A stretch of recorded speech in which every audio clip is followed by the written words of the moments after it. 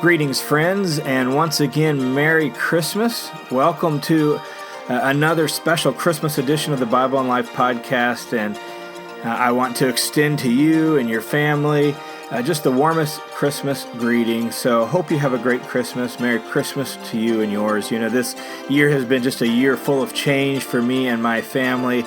All sorts of crazy changes, from job changes to starting some online Bible teaching resources and online Bible teaching classes, as well as this podcast, to the birth of my first grandchild just a little over a month ago. And man, just so many big changes this year.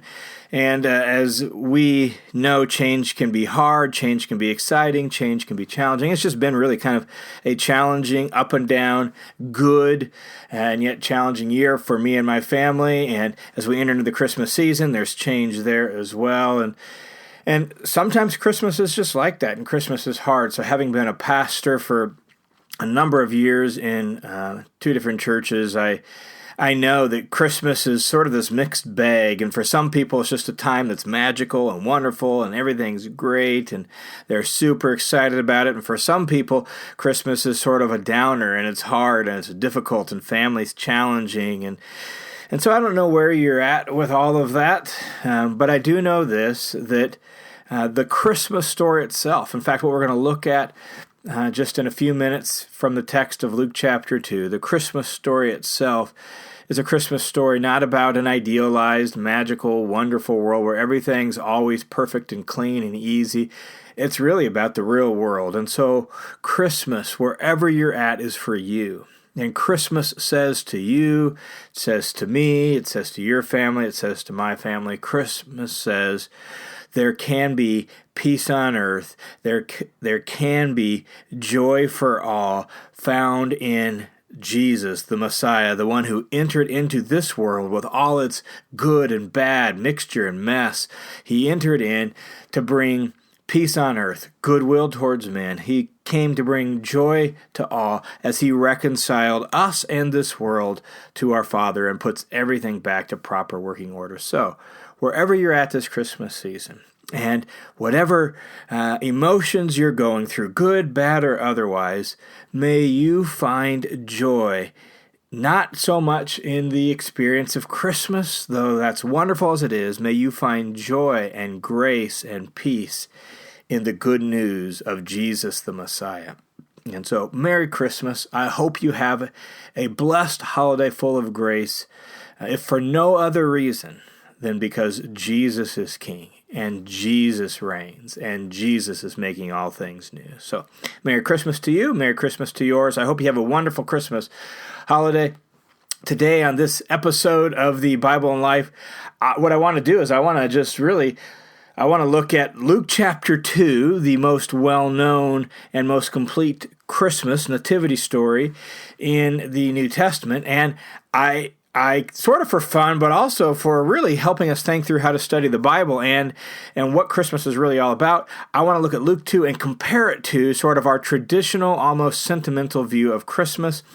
And probably the easiest way to do that is to think about every Christmas play everywhere that children put on in churches all around our country, all around the world this time of year, right? You have kids gathering for Christmas plays. They put on their little Christmas program at church, and they're dressed up in their little bathrobes or their little robes of some sort, and you've got angels with wings, and you've got wise men, and you got shepherds with staffs, and you got little sheep, and you got a little Mary and a Joseph in a manger. And every Christmas, every children's Christmas play everywhere usually goes the same way, at least in kind of an American, Western, European kind of context. And it goes like this. Mary and Joseph, because of this decree that was sent out from Caesar Augustus, Mary and Joseph have to travel from Bethlehem from Nazareth down to Bethlehem in order to be counted as part of the census. And usually that means in the children's Christmas play, Mary and Joseph, they travel to Bethlehem all alone. Joseph usually walking. How does Mary get there? Well, Mary's she's riding a donkey usually in these plays. And so there goes Mary and Joseph on their way to Bethlehem. Mary's on a donkey.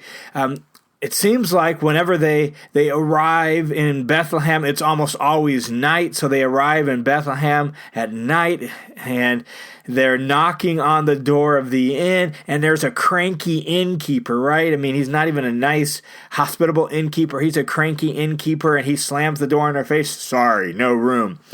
And there's no room in the inn.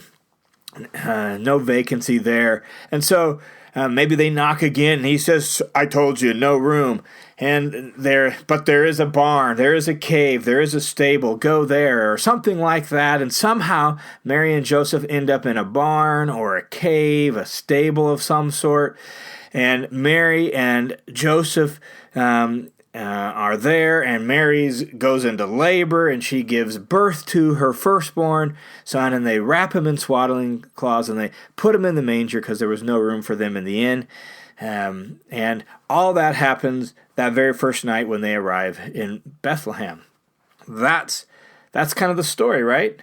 In fact, if our children did a Christmas play and it didn't have those elements, it would raise some eyebrows. We would be curious. We'd wonder, well, wait a second, that's not how the story goes, because that's the story as we know it.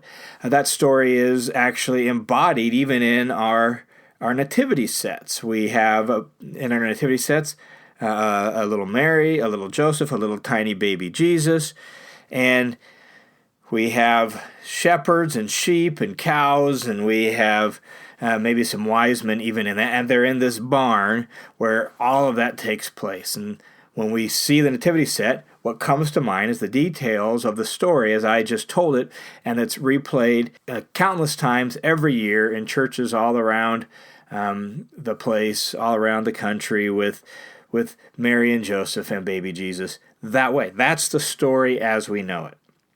All right, now, think about Luke chapter 2. When you read through the Christmas story in Luke chapter 2, there's a lot of things we've added that aren't actually in there. There's maybe some things we've misunderstood because of translation issues or culture issues. And I just want to take a look at a handful of those to help us understand, really, here's what's probably really going on in the Christmas story in Luke chapter 2. So Luke chapter 2 reads like this. Now in those days a decree went out from Caesar Augustus. Caesar Augustus is the emperor of the Roman world. Caesar Augustus is his title. Caesar meaning emperor, ruler, right? Augustus is most high, elevated one.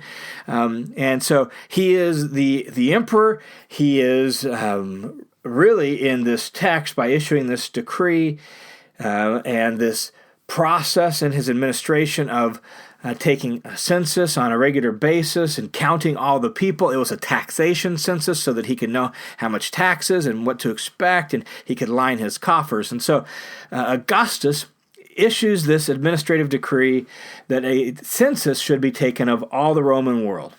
This was the first census taken while Quirinius was governor of Syria, and everyone was on his way to register for the census, each to his own city. And so Mary and Joseph leave Nazareth and head back to Bethlehem, presumably because Joseph, at the very least, has family and family land there. It may be that Joseph himself has been living there and is only in Nazareth for a short while or for a specific reason, but really he still has family connections and family land in Bethlehem. That's the reason he has to go back, all right? And so Mary and Joseph are heading back to Bethlehem. Now, just a couple cultural assumptions that we should be clear. Highly unlikely that they travel alone.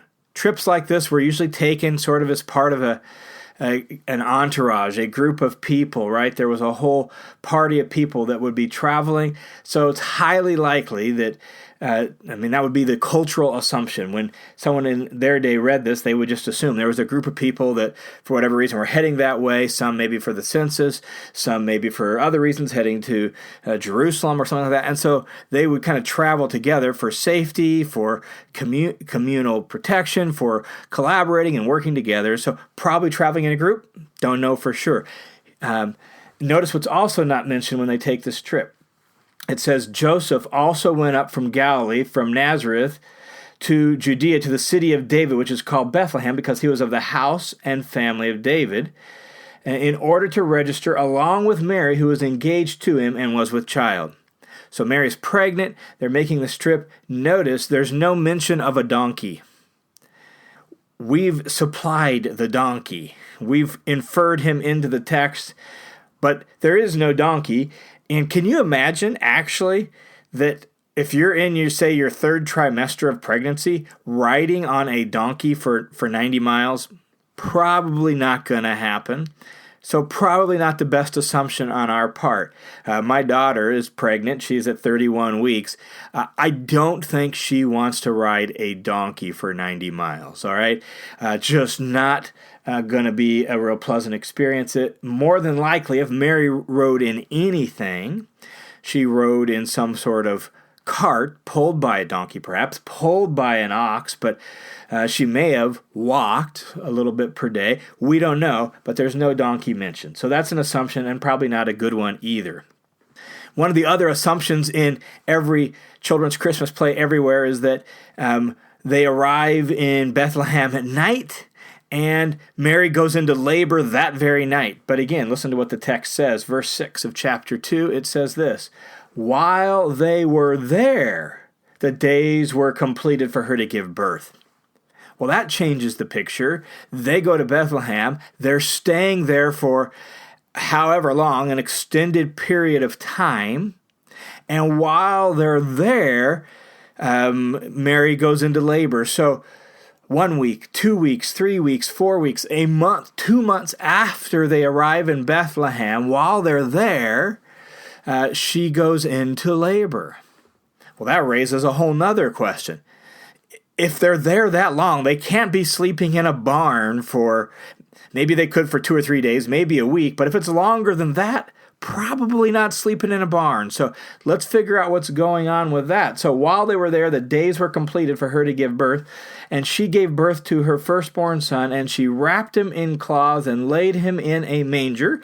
Manger just means a feeding trough, right? So in a manger, a feeding trough, because there was no room for them in the inn. That's the traditional rendering. Here's the problem. The word translated inn isn't the normal word for an inn. It's a different word. In fact, it's a word that more often means like a guest room or a spare room. In fact, Luke uses it a little bit later in his gospel for the upper room in which the disciples and Jesus celebrated the Last Supper. When Luke wants to refer to a hotel, an actual public inn, he uses a very different word. For example, in Luke chapter 10, in the story of the Good Samaritan. So this word refers more often than not to a guest room attached to a house. Now remember, Joseph and Mary are traveling here to Bethlehem because Joseph has family or family land or family connection. Maybe Joseph has only been out of Bethlehem for a short time. We don't know, but he's going to Bethlehem because of his family connection there. That's the reason. And so they arrive in Bethlehem and they've got family.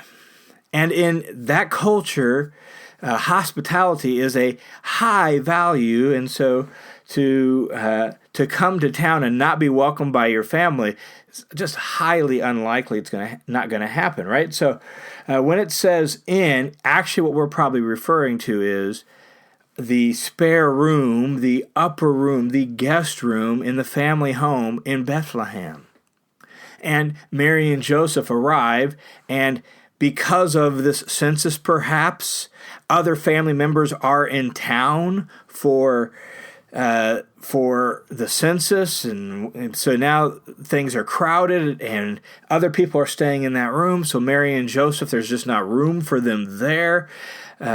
Or maybe it was so crowded it wasn't the appropriate place to give birth, and so they created a place to give birth elsewhere.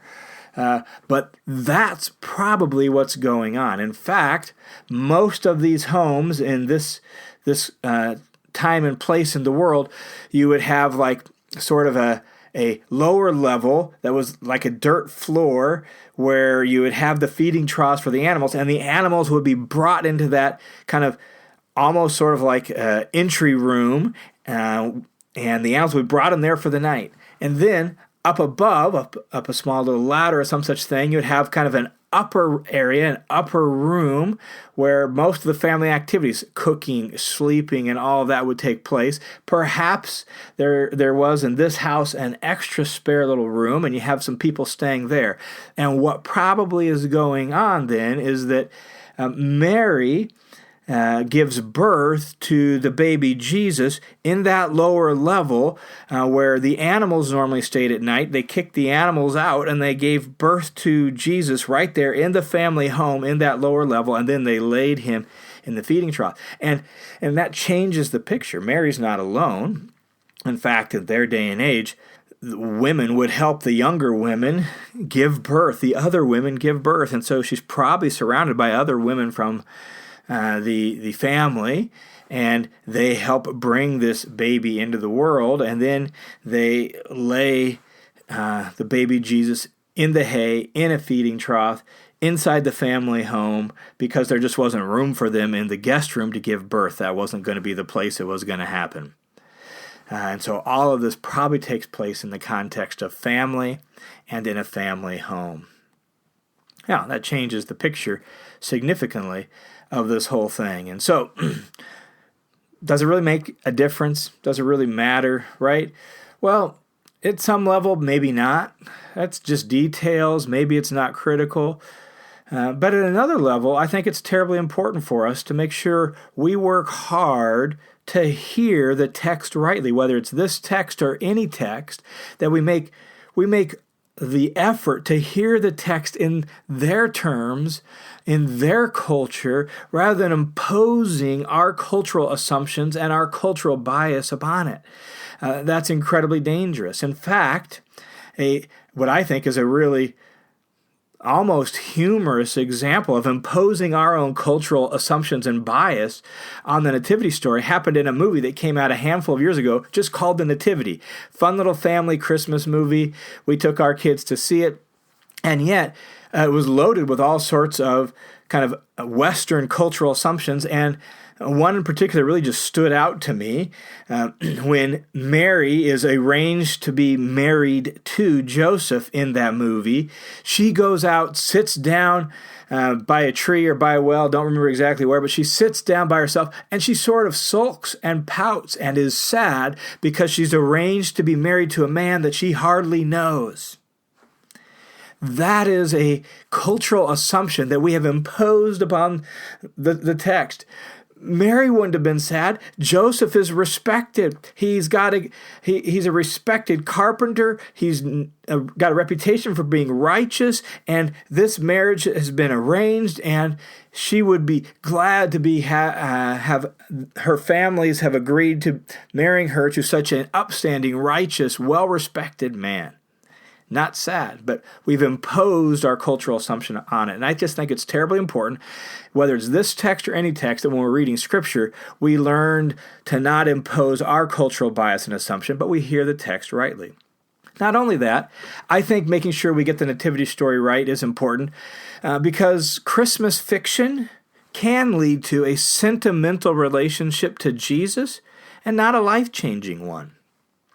So many people, they get the good feelings and all the good vibes and all that wonderful stuff around the Christmas time and the magic of the season and the sentimental picture of Jesus and all that, but it doesn't lead to year-long discipleship to him. It doesn't lead to this little baby growing up to be the Messiah and the leader and the Lord of their life, right? so much of our Christmas stuff is sentimental. Think of the song Away in a Manger. No crying he makes. He's a baby, a real baby, born into the real world. He's going to cry, and he's going to mess his whatever kind of diapers they had. It's the real world. Or even Silent Night, Holy Night. Birth being silent without epidurals? Probably not, right? Like, it's the real world, and he was born into a real world, into the midst of a family home that was crowded, and people were there for real-world reasons. They're there because of a tax census imposed upon them by a foreign ruling country.